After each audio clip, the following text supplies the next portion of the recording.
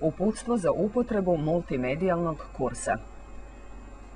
Za prekidanje ovog uputstva i povratak u normalni radni režim dovoljno je u bilo kom trenutku pritisnuti levi taster miša. Po pokretanju programa na ekranu biće prikazan njegov osnovni okvir, čija je namena da prikaže sve sadržaje koji su predviđeni ovim kursem. On je podeljen na nekoliko funkcionalnih celina, od kojih je najvažnija ona koja se nalazi u gornjoj zoni okvira i koja pruža mogućnost da se izborom neke od ponuđenih opcija aktivira odgovarajuća lekcija. Za izbor željene lekcije dovoljno je da u trenutku kada se kursorska strelica nalazi iznad njenog naslova, kratko pritisne levi taster miša.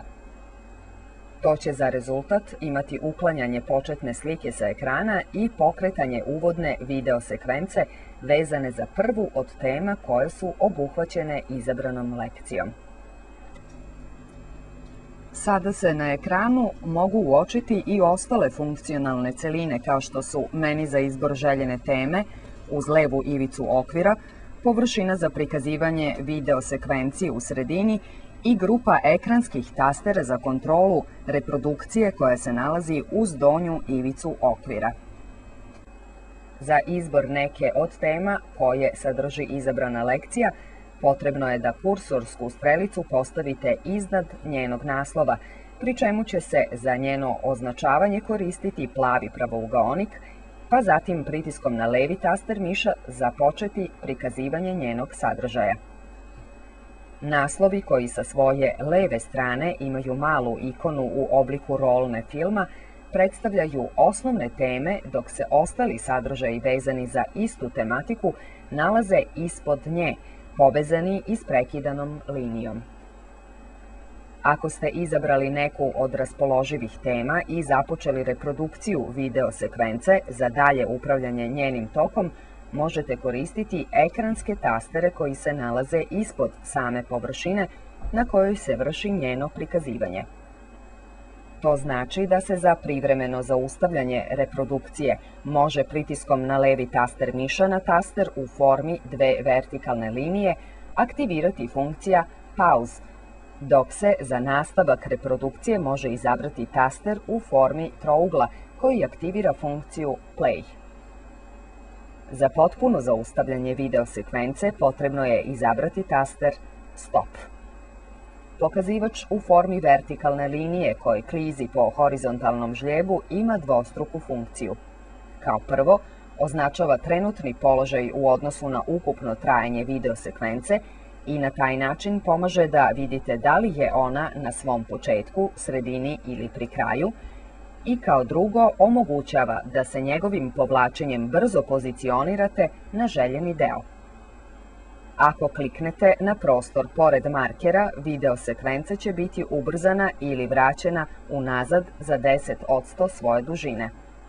To je naročito pogodno za situacije u kojima želite da se vratite i ponovo pogledate neki od segmenta koji su već prikazani. Pored toga, u donjem desnom uglu možete vidjeti trenutni time kod i ukupno trajanje aktivne video sekvence.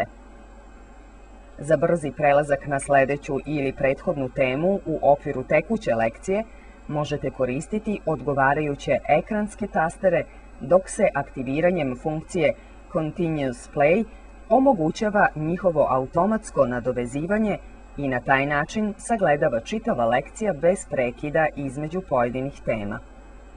Osim video sekvenci za savlađivanje ovog kursa, na raspolaganju su vam i tekstovi svih obrađenih tema. Za prelazak u tekst režim rada izaberite ikonu u obliku slova A i nastavite rad prateći tekst koji se prikazuje na ekranu. Za štampanje izabrane teme ili čitave lekcije kliknite na odgovarajuću ikonu i sačekajte da se završi postupak štampanja. Ponovno prikazivanje video sekvenciji možete pokrenuti izborom ikone sa simbolom kamere. Za lakše pronalaženje željene teme možete izborom ikone u formi otvorene knjige pokrenuti deo programa koji smo nazvali indeks tema. Tu se nalazi lista svih tema koje su obuhvaćene ovim kursem i to razvrstanih po početnom slovu svoga naziva, pa je stoga za njihovo pronalaženje potrebno prvo izabrati određeno slovo, a zatim iz prikazanog spiska i odabrati željeni naslov. Program će dalje automatski preći na prikazivanje izabrane teme. Pritisak na levi taster miša u trenutku kada se kursor nalazi u gornjem levom uglu okvira omogućava pristup demo verzijama ostalih kurseva, dok se izborom ikone sa znakom pitanja može ponovo pokrenuti ovo uputstvo. Konačno, izborom ikone u samom donjem desnom uglu možete zaustaviti izvršavanje ovog programa i njegov okvir ukloniti sa ekrana.